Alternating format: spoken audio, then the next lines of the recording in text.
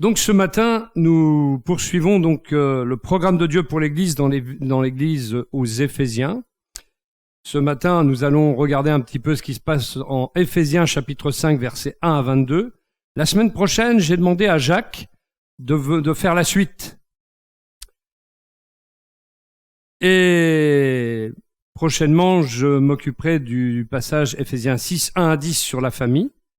Et Sylvain continuera et terminera en beauté avec l'armure de Dieu, l'armure que le Seigneur veut, dont il veut nous revêtir.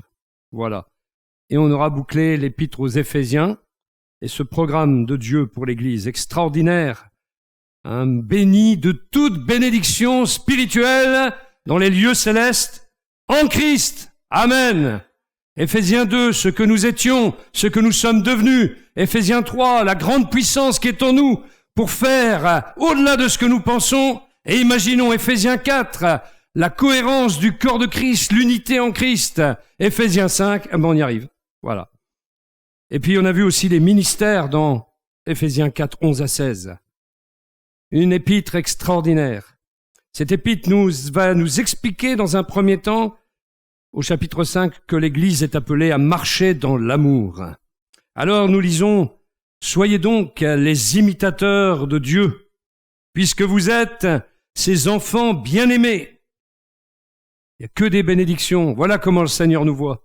Il nous dit en ordre: soyez donc les imitateurs de Dieu, puisque, c'est un fait, c'est un état, c'est une position, vous êtes ses enfants bien-aimés.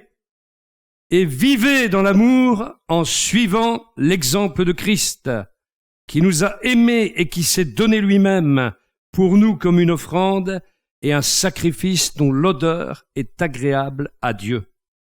Que l'immoralité sexuelle, l'impureté sous toutes ses formes ou la soif de posséder, c'est-à-dire la cupidité, ne soit même pas mentionnée parmi vous comme il convient à des saints.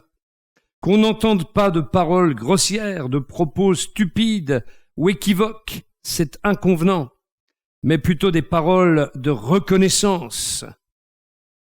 Vous le savez bien, en effet, aucun être immoral, impur ou toujours désireux de posséder plus, c'est-à-dire idolâtre, n'a d'héritage dans le royaume de Christ et de Dieu.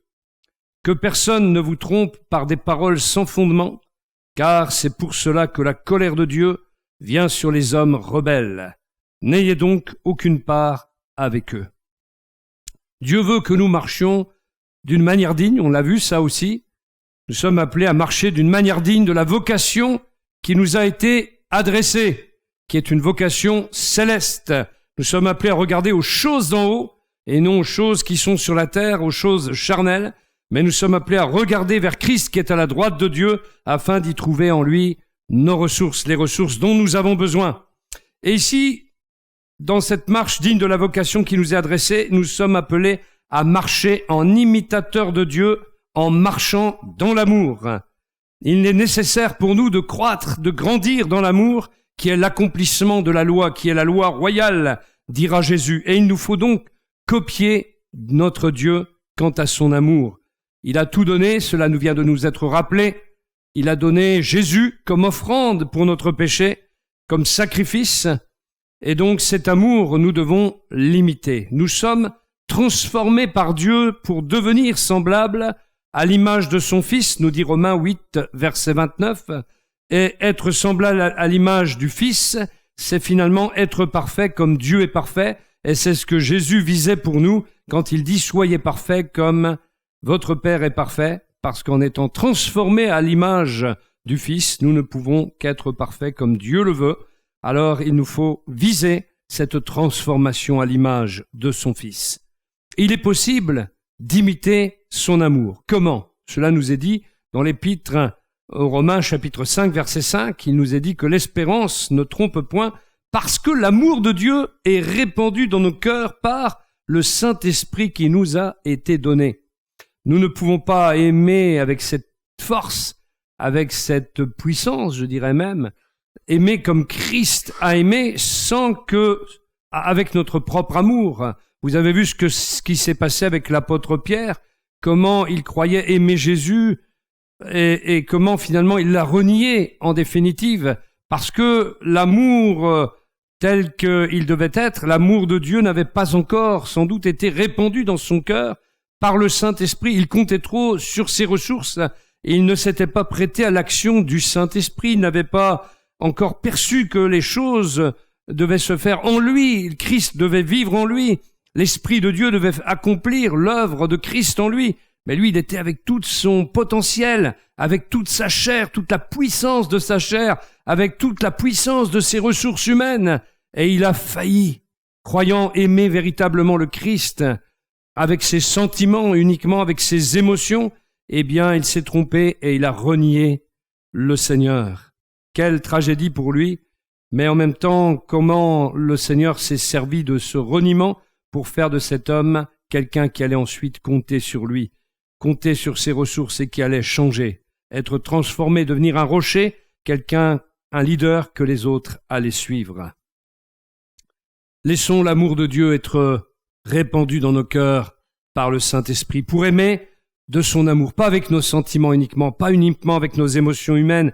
Vous savez pourquoi? Parce que nos sentiments humains, ils ne durent pas longtemps. Ils s'éclipsent vite. C'est un peu comme le soleil des Ardennes, en plein mois de janvier. Vous avez un petit rayon, et puis après, ça s'éclipse. Et souvent, nos sentiments humains, ils sont comme cela. Nous avons besoin de l'amour répandu en nous par le Saint-Esprit. C'est important chaque mot de cette épître. C'est important chaque détail, chaque ingrédient que l'apôtre Paul ici nous cite par cette plume inspirée par l'Esprit de Dieu pour nous faire du bien et nous apporter ce qui est le meilleur pour pouvoir vivre cette vie de disciple à laquelle nous sommes invités. On raconte que Alexandre le Grand, vous connaissez, Alexandre le Grand, c'est 3 siècles avant Jésus-Christ, eh bien, il avait découvert un jour dans son armée un lâche qui portait le même nom que lui, Alexandre. Et il lui a dit, renonce à ta lâcheté ou bien renonce à ton nom. Ah oui. Et de même, je crois que ceux qui portent le nom de Dieu, le nom de Christ, doivent être les imitateurs de son caractère. Il ne doit pas y avoir de lâcheté en nous. Il ne doit pas y avoir de couardise. Nous n'avons pas reçu un esprit de couardise. En espagnol, la Bible espagnole, elle dit que nous n'avons pas reçu un esprit de cobardia, de couardise, c'est-à-dire de lâcheté. Vous savez, celui qui se dérobe. Tiens, oh mince, un copain là. Tiens, je vais regarder le magasin de chaussures. Je suis en train d'évangéliser, mais là j'ai vu un copain qui me connaît, alors je regarde le magasin de chaussures. J'ai besoin de chaussures, d'un seul coup. J'en avais pas besoin juste avant, mais j'en ai besoin à ce moment-là. Mais ça s'appelle la lâcheté qui vient de cette chair, de ces ressources humaines sur lesquelles parfois nous comptons. Mais finalement, qu'avons-nous fait? Rien d'autre que ce que l'apôtre Pierre a fait dans un cas pareil. On a renié. Ça se voit moins. Bien sûr, c'est pas écrit dans la Bible que nous avons renié nous, alors du coup, ça se voit pas. Mais c'est la même chose. Et nous avons besoin de renoncer. Si nous avons le nom de Dieu, si nous portons le beau nom de Christ, nous avons besoin de renoncer à notre lâcheté, à notre couardise, à notre peur, à ces craintes infondées, et nous fonder vraiment sur le Seigneur. Quand nous sommes en lui, quand nous sommes dans sa présence et nous sommes renouvelés dans la conscience de sa présence d'ailleurs, eh bien on n'a peur de rien, ça a été dit tout à l'heure dans une prière, on n'a peur de rien. Et on est prêt à affronter les 1000 batailles, on est prêt à affronter 1000 ennemis même. Mais si on prend nos propres ressources, d'un seul coup, quand les ennemis arrivent, on se carapate parce qu'on sait qu'on n'a aucune ressource en nous pour pouvoir gagner la bataille. Mais avec le Seigneur, nous sommes vainqueurs et plus que vainqueurs. Alors pour que nous puissions devenir ses imitateurs, il nous faut laisser tout simplement Christ vivre en nous. Il faut qu'il croisse et que je diminue. Et nous devons permettre à sa puissance en nous de faire au-delà de ce que nous pensons et de ce que nous imaginons, comme cela a été dit dans l'Éphésiens, chapitre 3, verset 18.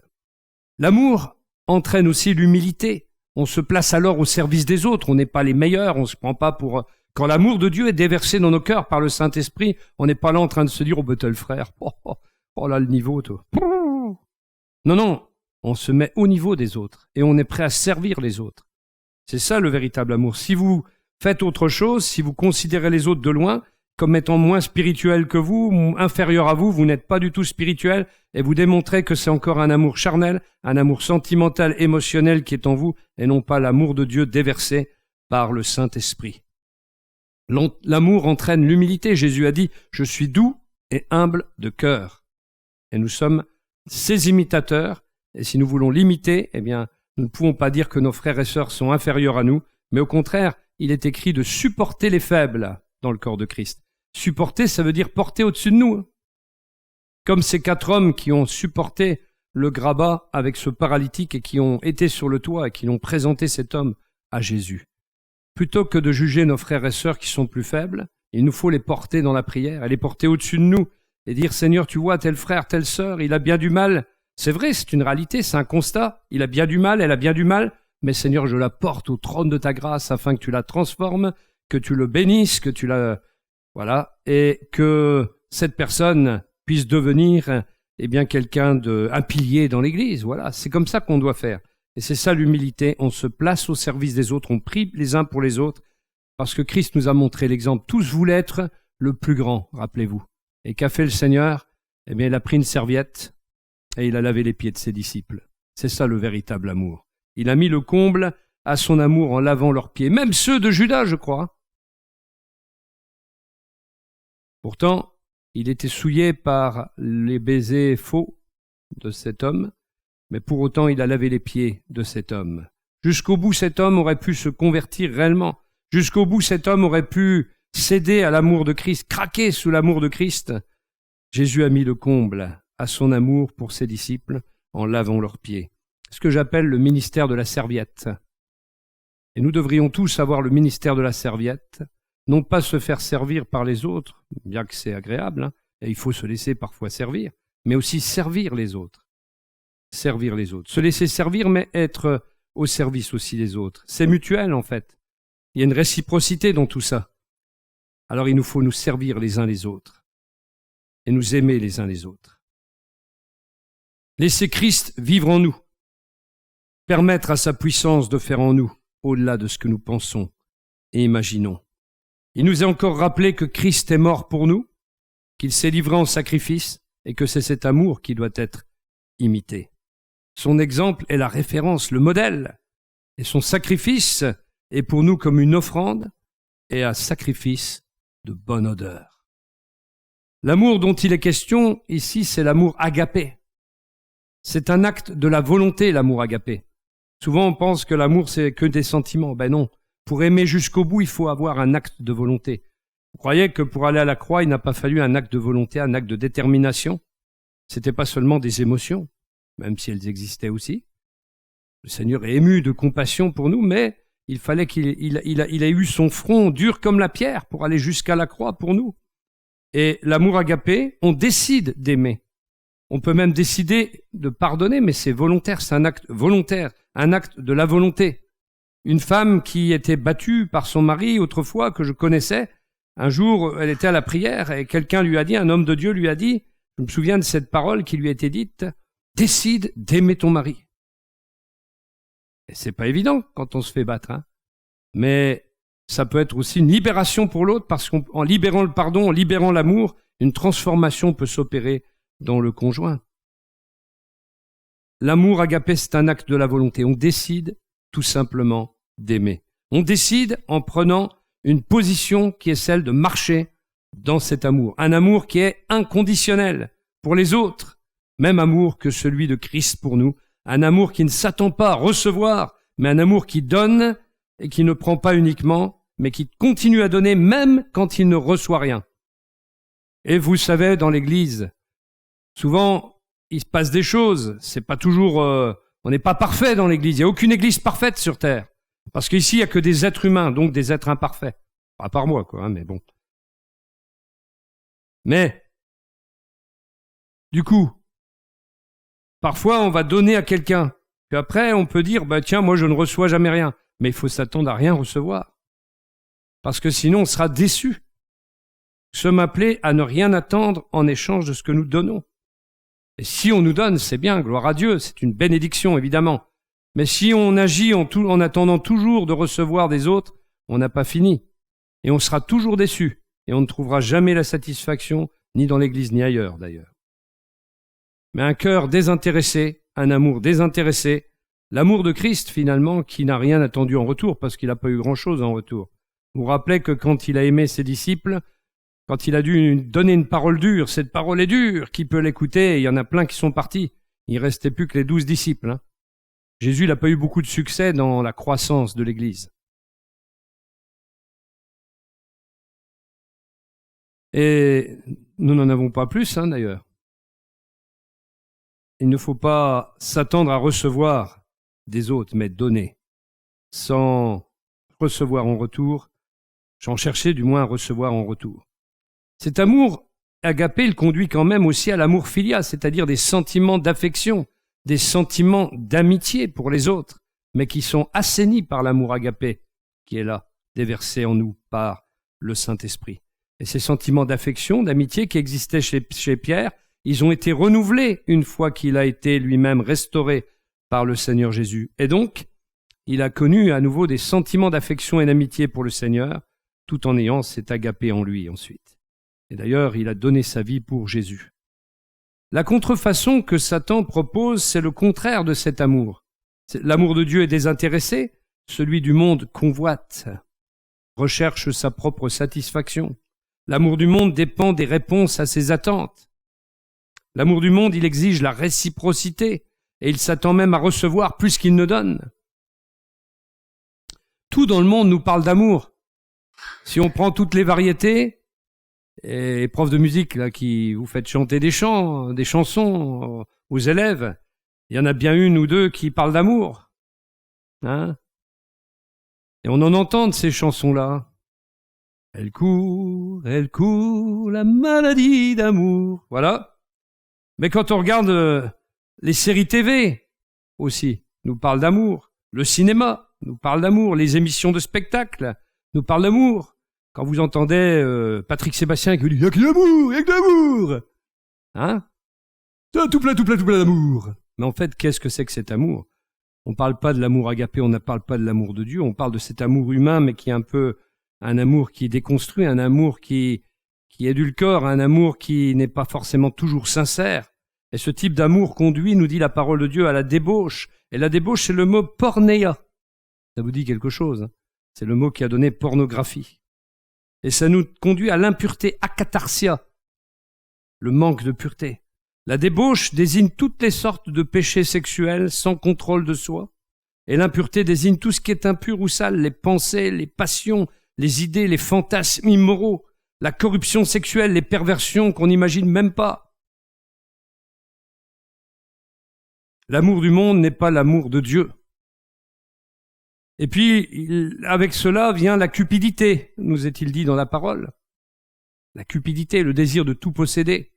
Et Dieu ne tolère pas ces péchés dans son Église, nous dit-il, parce qu'il y aura des conséquences toujours si ces péchés sont tolérés. Les paroles obscènes, dégradantes, honteuses sont aussi proscrites, nous dit l'apôtre Paul. Les paroles équivoques, c'est-à-dire les paroles à double sens. Et il parle de propos de bas étage. Tout cela est proscrit par la parole de Dieu. Parce que ce sont des comportements, nous dit l'apôtre Paul, qui entraînent un châtiment, pas d'héritage dans le royaume de Dieu et dans le royaume de Christ, nous est-il dit. La deuxième chose à laquelle l'Église est appelée, dans Éphésiens 5, c'est à marcher dans la lumière. Alors on lit la suite. « Car si autrefois vous étiez ténèbres, maintenant vous êtes lumière dans le Seigneur. Conduisez-vous comme des enfants de lumière. Le fruit de l'Esprit consiste en effet dans toute forme de bonté, de justice et de vérité.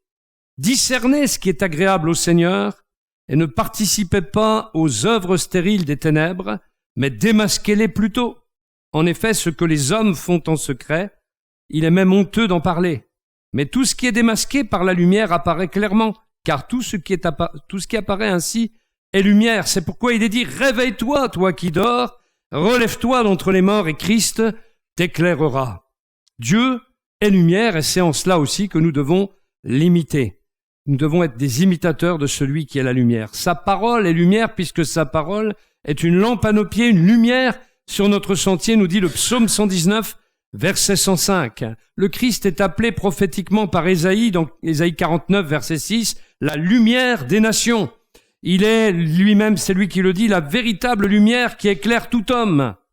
Jean chapitre 1, verset 9. Il se présente lui-même comme la lumière du monde, Jean chapitre 8, verset 12. Nous sommes donc appelés à recevoir la lumière et également à la refléter. Intellectuellement, la lumière, c'est ce qui représente la vérité. C'est ça, la lumière. Et moralement et spirituellement parlant, c'est la sainteté. Vivre dans la lumière, c'est donc vivre dans la vérité et dans la sainteté. Les ténèbres, eux, représentent l'ignorance et le mensonge. Et moralement parlant et spirituellement parlant, le mal et le péché. C'est cela, la différence entre la lumière et les ténèbres. Aujourd'hui, cette différence dans notre monde s'atténue, et nous sommes dans l'époque dont Ésaïe parle au chapitre 5, verset 20 de son livre. « Malheur à ceux qui appellent le mal bien et le bien mal, qui changent les ténèbres en lumière et la lumière en ténèbres, qui changent l'amertume en douceur et la douceur en amertume. » Nous sommes dans ce temps-là. On en a parlé la semaine dernière, avec tout ce qui se passe dans les écoles, mais je ne croyais pas si bien dire, parce que qu'est-ce que j'ai lu hier? Que dans les écoles, même françaises, il y a des drag queens qui visitent les écoles pour faire des conférences. On avait déjà des gens de la LGBT+, mais maintenant il y a aussi des drag queens. Qu'est-ce que ça va être demain? Comme aux États-Unis, de ce dont on a parlé la semaine dernière. En tout cas, il est écrit « Malheur à ceux qui appellent le mal bien et le bien mal, qui changent les ténèbres en lumière et la lumière en ténèbres. » Et l'apôtre Paul nous dit que c'est ce que nous étions avant. On était ténèbres. On était dans les ténèbres intellectuelles et morales, c'est-à-dire on ne connaissait pas la vérité, on était dans le train de ce monde, dans le mensonge. On vivait selon la puissance du prince, on était dans le courant du prince de la puissance de l'air. On était avec l'esprit qui agit dans les fils de la rébellion. On était dans les ténèbres intellectuelles et morales. Nous faisions des œuvres de ténèbres. Nous étions nous-mêmes ténèbres. Et la Bible nous dit que nous étions sous le châtiment de Dieu. Et nous étions en route vers une destinée éternelle de ténèbres hors du royaume de Dieu. Nous étions destinés aux ténèbres du dehors et à des grincements de dents. Et ce que nous sommes aujourd'hui, nous dit l'apôtre Paul, nous sommes lumière dans le Seigneur. Matthieu 5, verset 14, Jésus dans le sermon sur la montagne dit « Vous êtes la lumière du monde ». Et nous sommes appelés à marcher dans cette lumière que nous avons reçue. Et l'apôtre Paul décrit le fruit de la lumière. Qu'est-ce que le fruit de la lumière? Il dit que c'est toutes sortes de bonté, c'est-à-dire ce qui est bon, ce qui est excellent moralement, ce qui est fait avec un esprit de sacrifice et volontairement. C'est cela que signifie ce terme « toutes sortes de bonté » dans le texte original en grec. Il nous dit aussi que dans le fruit de la lumière, il y a la justice. D'abord la justice, vis-à-vis de Dieu, parce que nous sommes sauvés par la foi dans le juste qui nous justifie. Et nous sommes justifiés par la foi en Christ. Et dans la manière aussi dont nous vivons, c'est-à-dire en faisant ce qui est juste, en pratiquant ce qui est juste, ce qui est bien. Et Romains 6, verset 13 nous invite à offrir à Dieu nos membres comme des instruments de justice pour faire ce qui est juste. Et dans sa première épître à Jean nous dit au chapitre 2, verset 29, que quiconque pratique la justice, ce qui est juste, est né de lui. C'est aussi un fruit de la nouvelle naissance que pratiquer la justice, être juste avec les autres. Nous sommes aussi appelés dans ce fruit à témoigner de la vérité, c'est-à-dire à posséder la vérité. Qu'est-ce que c'est? C'est l'honnêteté, la fiabilité, l'intégrité. Un chrétien doit être intègre dans ses affaires. Un chrétien doit être tellement intègre dans ses affaires. Il a une entreprise, il doit être intègre. J'ai connu des gens qui avaient une entreprise et qui proposaient, dès qu'il s'agissait de chrétiens, des tarifs hors de prix pour profiter des frères et des sœurs. Ça, c'est pas être intègre.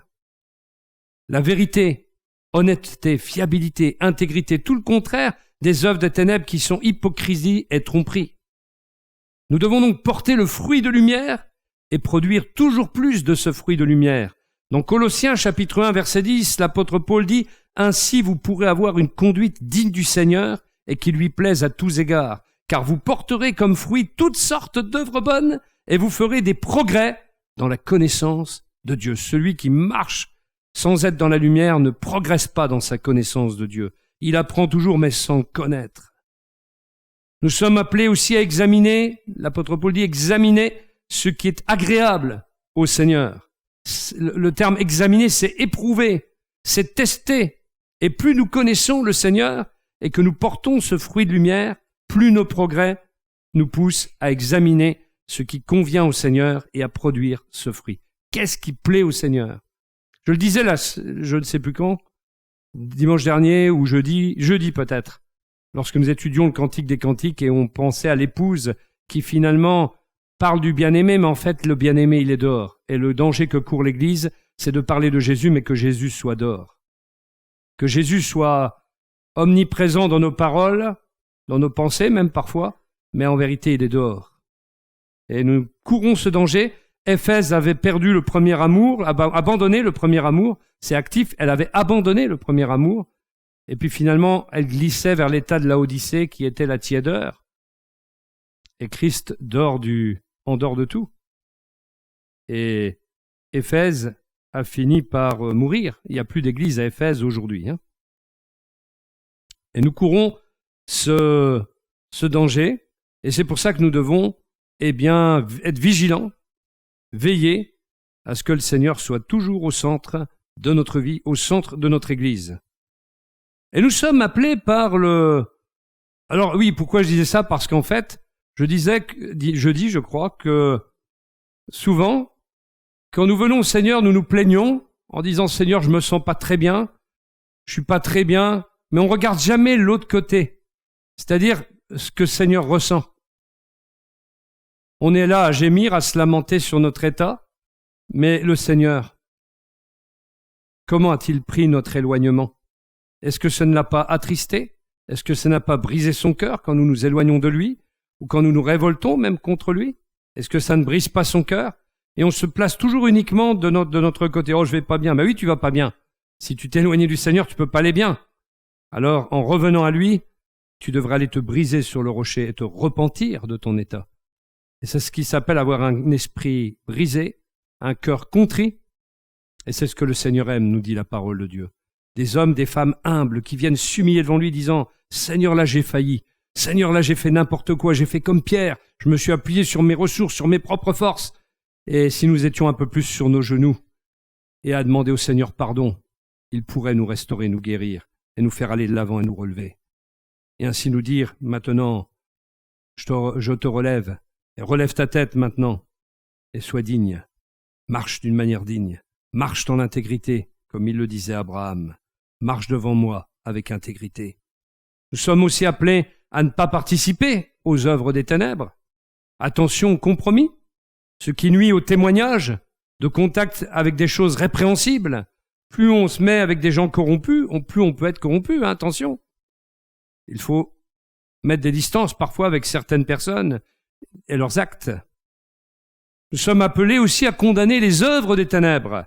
La responsabilité des chrétiens va plus loin que de ne pas participer aux actes pécheurs du monde. Nous devons les condamner aussi et dénoncer ces œuvres comme étant des œuvres de ténèbres.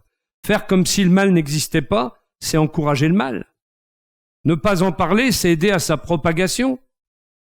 Notre attitude envers le péché, ça doit être la tolérance zéro, dans l'Église comme dans notre propre vie.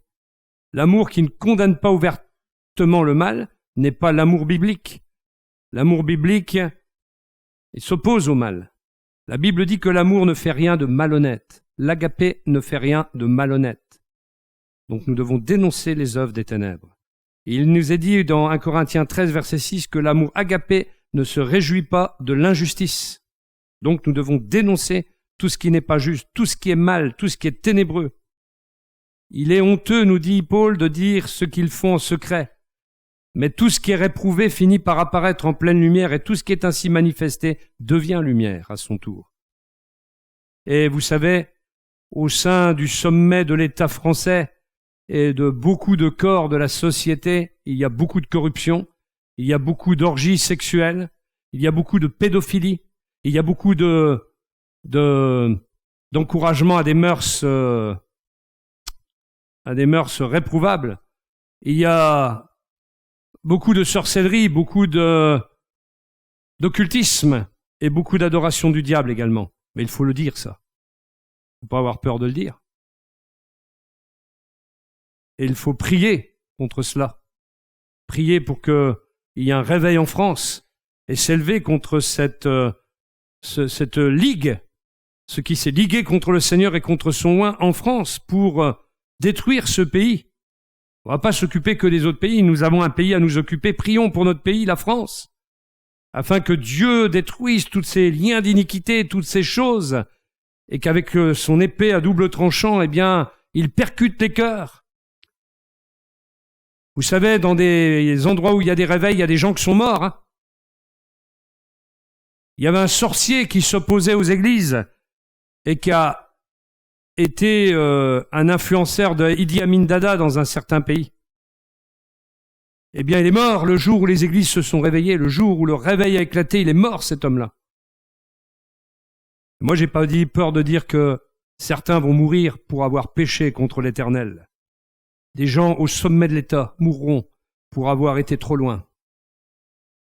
Il est honteux de dire ce qu'ils font en secret, mais tout ce qui est réprouvé apparaît en pleine lumière, et tout ce qui est ainsi manifesté lumière. Certains vont rendre compte à Dieu lui-même de ce qu'ils ont fait. Avant le jugement dernier, ils rendront compte avant. Et puis il y a cet appel à la conversion et au réveil. Lève-toi, sois éclairé, car ta lumière arrive, et la gloire de l'Éternel se lève sur toi, nous dit Ésaïe 60, verset 1. Et nous avons vu, réveille-toi, toi qui es parmi les morts. Là. Le sentier des justes est comme la lumière resplendissante, dont l'éclat va croissant jusqu'au milieu du jour. Nous sommes appelés à la lumière, nous sommes appelés à briller, nous sommes appelés à vivre dans la sainteté, et de plus en plus que celui qui se sanctifie encore. La lumière dont l'éclat va croissant jusqu'au milieu du jour. Alléluia. Jésus revient bientôt, et notre attitude doit être digne. Notre attitude doit être sainte. Nos progrès dans la spiritualité en lui doivent être évidents. Notre cœur doit être frappé, semaine après semaine, par la parole de Dieu pour la mettre en pratique et ne pas être des auditeurs oublieux. Et nous devons de plus en plus nous séparer, nous mettre à part pour lui, prendre du temps pour lui. En troisième lieu, l'Église est appelée à marcher avec prudence. Nous lisons versets 15 à 17. Prenez donc garde de vous conduire avec circonspection, c'est-à-dire prudemment, non comme des insensés, mais comme des sages. Rachetez le temps, car les jours sont mauvais. Faites pas un stage de rachat du temps, de gestion du temps, mais rachetez-le vraiment. C'est pourquoi ne soyez pas inconsidérés, mais comprenez quelle est la volonté du Seigneur. Les croyants ne doivent pas être insensés ni irresponsables, mais ils doivent agir en réfléchissant. Nous devons nous conduire avec sagesse dans ce monde. Le commencement de la sagesse, c'est la crainte de Dieu d'ailleurs, ce respect de Dieu. L'idée du terme circonspection, agir avec circonspection, ça veut dire regarder, examiner, sonder avec grand soin, être en éveil, un peu comme des soldats dans un champ de mine, pour discerner chaque danger que Satan place sur notre chemin. Si vous avez lu, et je vous invite à le lire, Le Voyage du pèlerin, vous trouverez des situations comme celle-là. Le Voyage du pèlerin, c'est une grande allégorie, c'est un livre, il y en a même des BD qui ont été faites de cela, et même un film d'animation pour les enfants, hein, qui est très très bien. Le Voyage du pèlerin, même pour les adultes, c'est très bien. Si vous voulez pas le lire, vous pouvez regarder le film, donc Le Voyage du pèlerin de John Bunyan, et il vous indique tout le parcours du chrétien, avec tous les dangers, les champs de mine que le diable met, la tentation, etc. Les croyants doivent racheter le temps pour ne pas produire des symphonies, chers professeurs de musique. Ne pas produire des symphonies inachevées. C'est pour ça qu'on doit racheter le temps. Ou des tableaux pour ceux qui sont peintres, inachevés. Quelle tête aurait ce tableau s'il était inachevé? Mais en rachetant pas le temps, on fait beaucoup d'œuvres inachevées. L'idée, c'est de ne pas rater des occasions également. Dieu nous donne des rendez-vous parfois. Et si on n'est pas au rendez-vous et qu'on rate le rendez-vous, on n'est pas béni. Et on perd une bénédiction. On perd une sorte de droit d'aînesse en quelque sorte. Il y a une statue grecque antique, c'est celle-là, voilà, je l'ai trouvée. Hein. C'est la statue de Hermès, le dieu Hermès. Ça représentait un homme avec des ailes aux pieds. Ouais, on les voit là. On les voit pas très bien, mais on les voit quand même. Il y avait une grande mèche de cheveux sur le front, mais là, on voit pas sa tête. Je sais pas pourquoi ils n'ont pas mis la tête. Peut-être qu'elle a été coupée entre-temps. Hein. Il est au musée du Louvre, et l'arrière de la tête était chauve. Sur le socle, il est écrit quelque chose, normalement. Et il est écrit « Qui t'a fait ?» « Lysippe m'a fait. »« Comment t'appelles-tu » ?»« Je m'appelle Occasion. »« Pourquoi as-tu des ailes aux pieds ?»« Pour m'envoler très vite. »« Pourquoi as-tu cette grande mèche au front ?»« Pour que les hommes puissants me saisissent quand j'arrive, puissent me saisir quand j'arrive. »« Pourquoi l'arrière de ta tête est-il chauve ? Pour que lorsque je m'en vais, on ne puisse plus me saisir. » Vous avez compris l'image ? Souvent, on rate des opportunités, on rate des occasions parce qu'on n'est pas là quand Dieu veut qu'on soit là. On n'est pas là aux réunions, on n'est peut-être pas là à un rendez-vous que Dieu nous a fixé, on n'est peut-être pas là au moment où on devrait être là à tel endroit, dans telle situation, etc. Et on rate des occasions d'être béni, on rate des rendez-vous divins. Et c'est très bien illustré par cette inscription sur le socle de cette statue. Et donc racheter le temps, pourtant, il y a l'idée de libérer, de libération, de rédemption aussi, parce que le rachat nous parle de la rédemption. Puisqu'on est dans les citations, permettez-moi de vous citer le grand Napoléon Ier, si décrié aujourd'hui, mais pourtant quelqu'un qui était un génie. Mais la désinformation fonctionne bien aussi dans les manuels d'histoire. Alors Napoléon Ier a dit ceci: « Il existe au milieu de toute grande bataille une période de 10 à 15 minutes qui est le moment crucial. Saisissez ce moment et vous gagnez la bataille, laissez-le vous échapper et vous êtes défait. » Là aussi, ça nous parle pour nous. Parfois, on n'est pas vigilant, parfois, on ne met pas toute sa concentration, son énergie dans les choses de Dieu, puis après, on est dans la défaite et on vient se plaindre, mais en fait, on a tout simplement raté une occasion. Alors apprenons à bien gérer le temps. Jésus gérait son temps. Vous avez remarqué que des fois, on veut forcer Jésus à faire quelque chose. À un moment, on lui dit qu'il est tel malade, il y a Lazare qui est mort, ou qui est malade plutôt. Jésus, il a autre chose à faire entre-temps. Il est seul mort. Et finalement, heureusement, parce que entre-temps, il est mort. Et après, il a pu le ressusciter. Mais il y a un timing de Dieu. Et nous aussi, nous avons un timing. On doit gérer notre temps. Alors apprenons aussi à comprendre la volonté du Seigneur. Et la volonté du Seigneur, c'est quoi aussi? Ce que Dieu veut, c'est... Vous ne savez pas. Ce que Dieu veut, c'est... Pardon? Un terme plus précis. 1 Thessaloniciens 5, 23. Ce que Dieu veut, c'est votre sanctification. Amen. Voilà la volonté de Dieu. C'est-à-dire que nous nous mettions à part pour lui, que nous nous séparions des mauvaises choses. Et enfin, nous sommes appelés aussi à être remplis de l'esprit. Ne vous enivrez pas de vin, c'est de la débauche. Soyez au contraire remplis de l'esprit. Entretenez-vous par des psaumes, par des hymnes et par des cantiques spirituels, chantant et célébrant de tout votre cœur les louanges du Seigneur. Rendez continuellement grâce pour toutes choses à Dieu le Père, au nom de notre Seigneur Jésus-Christ, vous soumettant les uns aux autres dans la crainte de Christ. Nous sommes mis en garde contre l'ivresse qui conduisait à l'époque à des orgies dans le monde ancien. Il n'est pas dit qu'on ne doit pas boire de vin, mais ne pas s'enivrer de vin.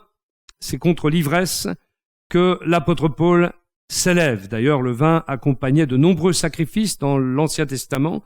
Il y avait une réserve de vin pour cet usage au temple, puisque il y avait des offrandes de vin qui accompagnaient de nombreux sacrifices. On trouve ça dans Exode au chapitre 29, verset 40. La Bible dit aussi dans le psaume 104, verset 15, que le vin réjouit le cœur de l'homme. Et puis, l'apôtre Paul aussi donnait le conseil à Timothée pour ses problèmes d'estomac de faire usage d'un peu de vin. Un peu de vin. Et puis aussi, le premier miracle à Cana fut l'eau transformée en vin. Nous sommes appelés à être remplis surtout, et c'est là que l'apôtre Paul insiste, remplis de l'esprit. En vérité, il est question ici de continuité. Soyez, le verbe n'existe pas en français, c'est mal rendu. Ça veut dire soyez continuellement remplis de l'esprit, pour aujourd'hui, pour demain, pour après-demain, etc. C'est ça, c'est la continuité. Soyez toujours, en fait, remplis de l'esprit. Et c'est une obligation, c'est un ordre. Soyez remplis de l'esprit. On doit lui permettre de nous remplir, parce qu'en fait, vous avez vu, c'est au passif. Soyez remplis, c'est-à-dire il faut que nous permettions au Seigneur de nous remplir. Seigneur, remplis la cuve. Seigneur, remplis le vase que je suis. Alléluia. Le verbe grec même qui est employé pour soyez remplis de l'esprit, c'est le verbe pléro qui signifie ceci. L'image du vent qui remplit les voiles, exactement. Et qu'est-ce qui se passe quand le vent remplit les voiles? Eh bien, ça permet au navire d'être poussé vers l'avant. Voulez-vous être poussé vers l'avant dans votre vie spirituelle? Soyez remplis de l'esprit. C'est important. Continuellement remplis de l'esprit, continuellement remplis, pénétrés par ce vent qui s'engouffre dans nos voiles pour nous pousser vers l'avant. Il y avait un chant comme ça, je me souviens plus, mais c'est souffle dans mes voiles, quelque chose comme ça. Hein. Souffle. Non, c'est un autre. Pardon? Non. C'était un chant du couple d'Annie et Moïse. Mais ça ne me revient pas. Mais en tout cas, il était très bien pour illustrer cette réalité, ce chant-là aussi. Et puis, il y a aussi dans le verbe pléro, l'idée de pénétration qu'on utilisait pour parler du sel qui pénètre la viande pour lui donner du goût. Et pour la préserver également. L'idée de conservation. Donc de maintien, de continuité. Et en même temps, eh bien, qui donne une odeur extraordinaire, une bonne odeur à notre vie spirituelle. Et Dieu veut que la vie de l'Esprit pénètre tellement notre vie que Christ puisse vivre en nous et qu'on puisse eh bien penser, dire et refléter sa présence. Il y a aussi dans ce verbe pléro l'idée de contrôle total, de se laisser maîtriser par le Saint-Esprit. Nous sommes des chevaux fougueux, frères et sœurs. Des fois, nous sommes parfois des mulets sans intelligence. Et nous avons besoin des rênes du Saint-Esprit pour nous gouverner. Ta houlette et ton bâton, paf, et ta houlette qui me guide me rassure. Nous avons besoin du joug du Seigneur, parce qu'on est un peu foufou parfois.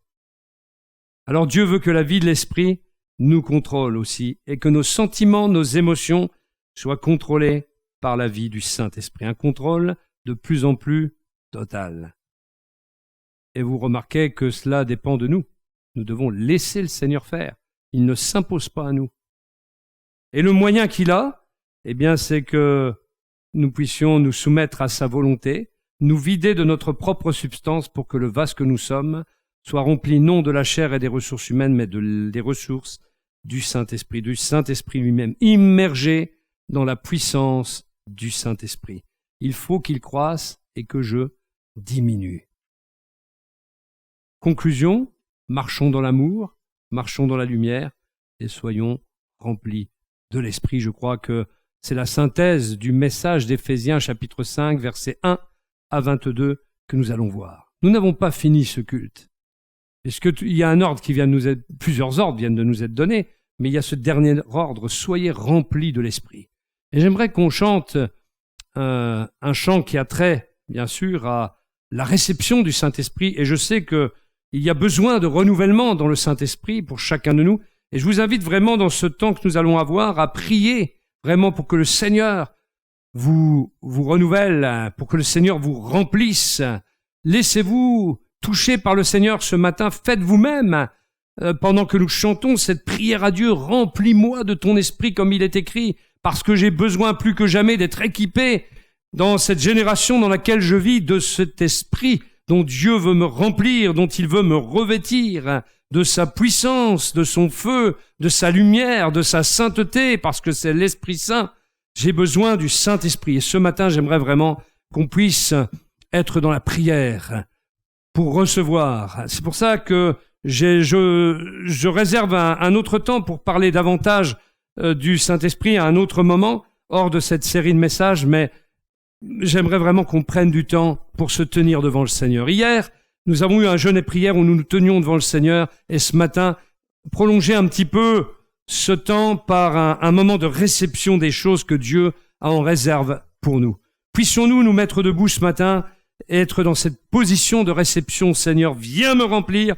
Seigneur, viens toucher ma vie. Et peut-être que ceux aussi qui veulent être remplis, baptisés du Saint-Esprit, s'avancent vers le devant et puissent recevoir cette promesse, parce qu'il y a un équipement à recevoir, une puissance, afin que nous puissions aller de l'avant, être poussés vers l'avant comme le bateau, le navire, sur lequel le Saint-Esprit veut souffler dans les voiles. Eh bien, nous voulons que nos voiles soient remplies de ce vent.